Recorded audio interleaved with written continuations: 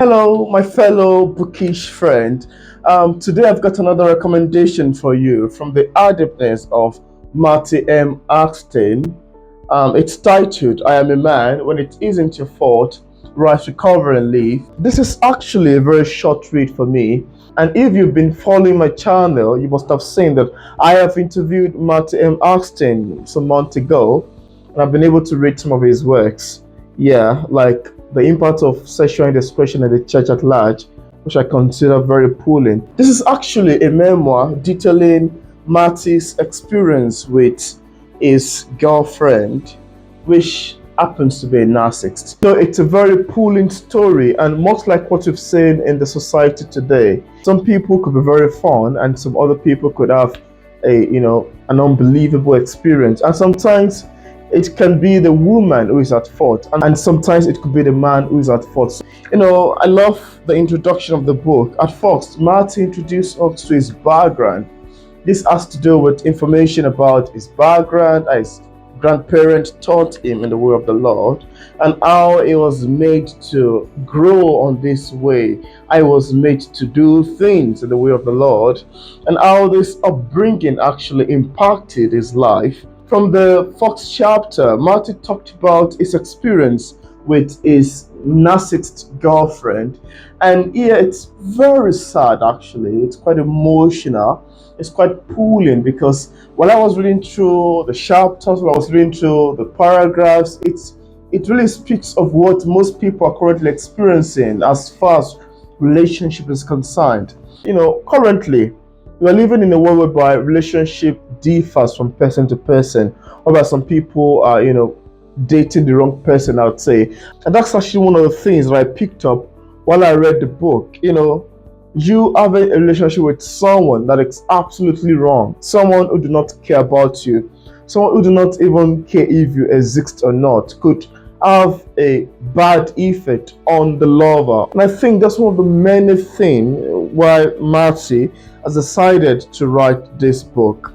In one of the author's notes section, this particular part is very deep, very sad as well, quite pulling and thought-provoking. Okay, I first love to talk about Marty's experience with his girlfriend that did not went well. Actually, from the very first start, Marty met this lady in the church. It felt as if, yeah, he's gotten the right person for himself. And at this particular time, there's a particular the way by the priest or the pastor made an announcement that he should go all three people. To consider this a very good opportunity for him to be able to assess her, and from there they stay in contact and get together and started, talking. I love the way Marty positioned the book. The first chapter talk about love bomb stage. It was a stage whereby the love was so strong. They talk oftentimes, they communicate frequently until the whole thing began to diminish gradually. Why did it diminish? It reduces because some certain things that most people actually experience, not only with Marty's case, but I love to consider the book a look into what some other people are passing through and experiencing. And when it comes to narcissism, most times people perceive or view it as if it's something or it's a particular disorder, a behavioral disorder that is more particular to men alone, like a particular gender. Or I'm a man made mention that yeah, some females can also be narcissistic.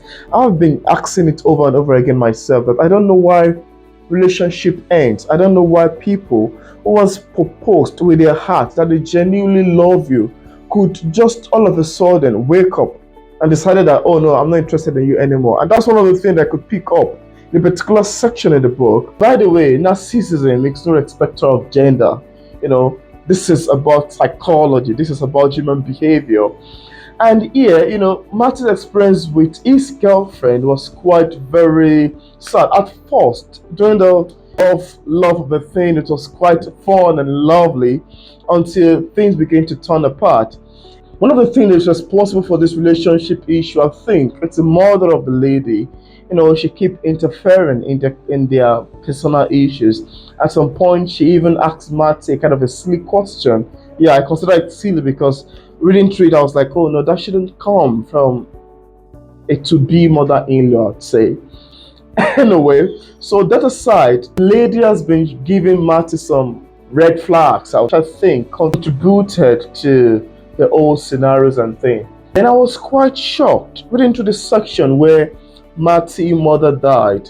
Marty happens to be the only son and child of his own mother, and when he lost his mother, he was in quite a lot of terrible situation. He even had to call this lady. Marty told her that he lost his mother.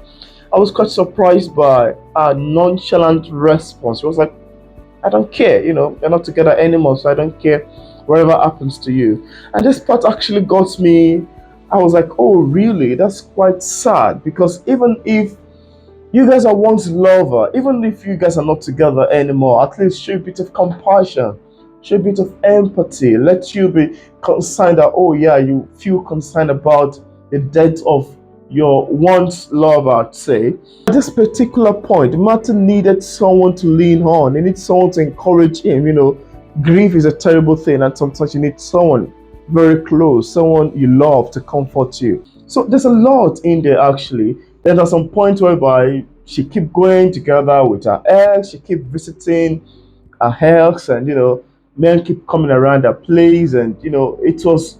And at that point, Marty was already falling in love with her, so it was quite difficult for him to adjust or to pull back.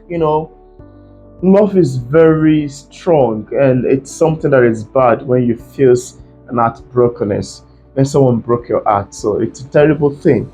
So there, Marty talked about his experience with a narcissist girlfriend, which was quite very sad and quite pulling.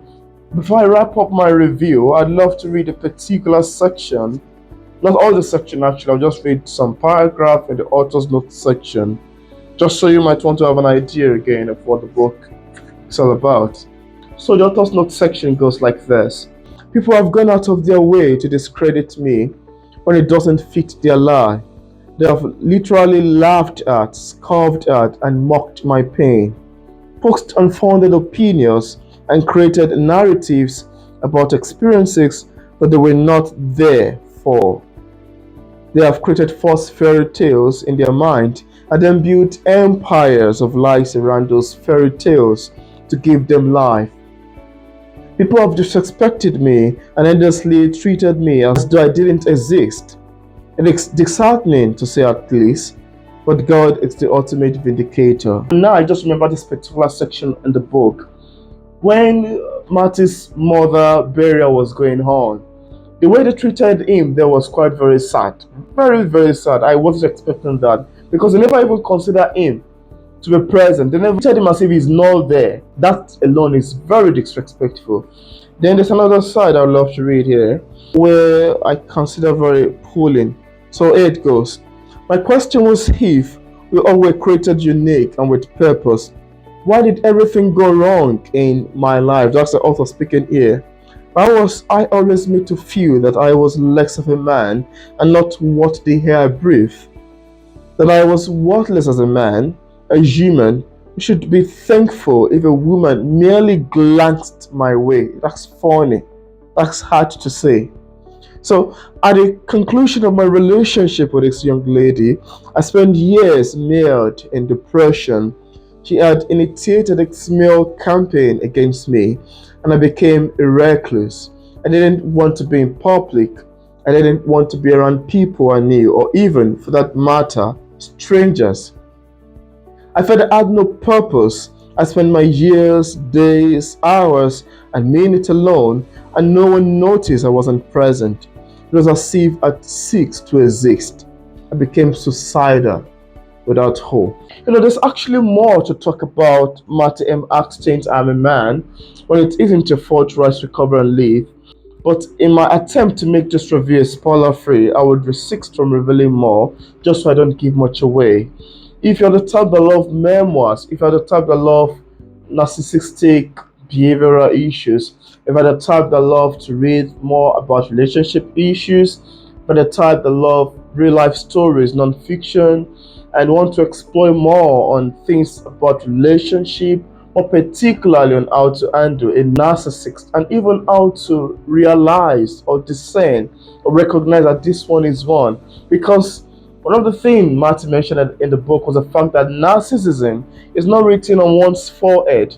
So people can have a character that is outwardly charming, very lovely and admirable, and right deep inside of them, they are beast. They are as cruel as anything. And this is actually one of the things that I think Matt is trying to communicate in the book. So if you would love to get a copy of I Am a Man, When It Isn't Your Fault, Rush to Cover and Leave by Marty M. Alston, I left a link in the description part of this review where you can get a copy directly on Amazon. I'd love to link to one of my review of another book by Marty M. Alston. I cannot find it currently, but it's titled The Impact of Sexual Indiscretion in the Church at Large, also by Marty. Amazing book, very lovely. So yeah, this is where I'm gonna stop my review of I'm a Man, When It Isn't Your Fault, Rush to Cover and Leave by Marty M. Alston. Catch you up in my next review. See you. Goodbye.